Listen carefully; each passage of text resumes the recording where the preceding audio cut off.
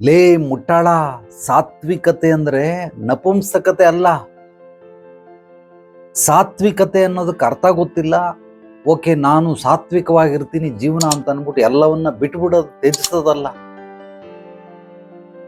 ಕೃಷ್ಣ ಅರ್ಜುನನಿಗೆ ಮಹಾಭಾರತದಲ್ಲಿ ಅವನು ನಾನು ಯುದ್ಧ ಮಾಡಲ್ಲ, ಇವರೆಲ್ಲ ನನ್ನ ದಾಯಾದಿಗಳು, ಬಂಧು ಬಳಗದವರು, ಅವರನ್ನು ಹೇಗೆ ನಾನು ಕೊಲ್ಲಿ, ನನ್ನ ಕೈಯಲ್ಲಿ ಆಗ್ತಾ ಇಲ್ಲ, ಇದು ನಪುಂಸಕತೆ. ನೀನ್ ತಿಳ್ಕೊಂಡಿರಂಗಲ್ಲ ಕಣೋ. ನನ್ನ ಕಾಯಕವನ್ನ, ನನ್ನ ವೃತ್ತಿಯನ್ನ ನಾನು ಇಲ್ಲಿ ಕರ್ಮವನ್ನ ಕಳ್ಕೊಳ್ಳೋದಕ್ಕೋಸ್ಕರ ಬಂದಿರೋದು. ಅದರಿಂದ ನೀನು ಎಸ್ಕೇಪ್ ಆಗಕ್ಕೆ ನೋಡ್ತಾ ಇದೀಯ. ಸಾತ್ವಿಕತೆ ಅಂದ್ರೆ ಏನು ಅನ್ನೋದನ್ನ ಯುದ್ಧ ಮಾಡಿ ತೋರಿಸು ಅಂತ ಹೇಳಿ ಜೀವನ ದರ್ಶನವನ್ನ ನೀಡ್ತಾನೆ. ಅದೇ ಭಗವದ್ಗೀತೆ 18 ಅಧ್ಯಾಯಗಳು. ಸೊ ನೀನ್ ಅನ್ಕೊಂಡಿದ್ಯಾ ಸಾತ್ವಿಕತೆ ಅಂದ್ರೆ ನಪುಂಸಕತೆ ಅಂತ. ಎಲ್ಲವನ್ನ ಬಿಟ್ಬಿಟ್ಟಿದೀಯಾ, ಏನೂ ಮಾಡ್ತಾ ಇಲ್ಲ. ಸಾತ್ವಿಕವಾಗಿರು, ಬೇಡ ಅಂತ ಹೇಳ್ತಾ ಇಲ್ಲ. ಸಾತ್ವಿಕ ಅಂತಂದ್ರೆ ನೀನ್ ತಿಳ್ಕೊಂಡಿದೀಯಲ್ಲ ಸಾತ್ವಿಕತೆ, ಅದಲ್ಲ ಸಾತ್ವಿಕತೆ. ಸಾಧನೆ ಮಾಡು, ನಿನ್ನ ಜವಾಬ್ದಾರಿ ಕರ್ತವ್ಯಗಳನ್ನ ಶ್ರದ್ಧೆ ಭಕ್ತಿಯಿಂದ ಅದನ್ನ ಪೂರ್ಣಗೊಳಿಸು. ಇದು ಸಾತ್ವಿಕತೆ. ಅರ್ಧಂಬರ್ಧ ಶುರು ಮಾಡಿಬಿಟ್ಟು ಬಿಟ್ಬಿಟ್ಟು ಇದನ್ನ ನಾನು ಸಾತ್ವಿಕತೆ ಅಂತ ಹೇಳ್ತೀನಿ ಅಂತಂದ್ರೆ ಯಾಕೆ ಮದುವೆ ಆದೆ? ಮದುವೆ ಆಗೋ ಅವಶ್ಯಕತೆ ಇರಲಿಲ್ಲ, ಮಕ್ಕಳು ಹುಟ್ಟಿಸೋ ಅವಶ್ಯಕತೆ ಇರಲಿಲ್ಲ.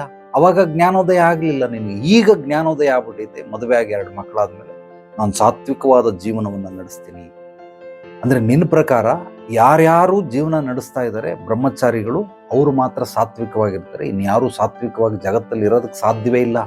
ಕೃಷ್ಣ ಸಾತ್ವಿಕವಾಗಿ ಬದುಕ್ತಾ, ರಾಮ ಸಾತ್ವಿಕವಾಗಿ ಬದುಕ್ತಾ. ಸೊ ಕೃಷ್ಣ ಮದುವೆ ಆಗಿಲ್ವಾ? ರಾಮನಿಗೆ ಮದುವೆ ಆಗಿಲ್ವಾ? ಸೊ ನಿನ್ನ ಪ್ರಕಾರ ಸಾತ್ವಿಕ ಅಂತಂದ್ರೆ ಏನು?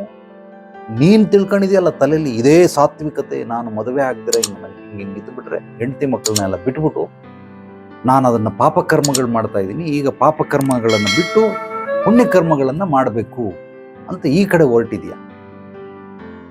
ಸೊ ಏನಕ್ಕೆ ಬೇಕದು? ಸೊ ಆದ್ರಿಂದ ನಿನ್ನ ಕಲ್ಪನೆಗಳೆಲ್ಲ ತಪ್ಪಪ್ಪ. ಮೊದಲು ನಿನ್ನ ತಲೆಯಲ್ಲಿ ಇಟ್ಕೊಂಡಿದೆಯಲ್ಲ ಇದೇ ಸರಿ ಹಿಂಗೆ, ಅದೆಲ್ಲವೂ ಕೂಡ ಬಿಟ್ಟುಬಿಡು. ಅದು ವೈಯಕ್ತಿಕ.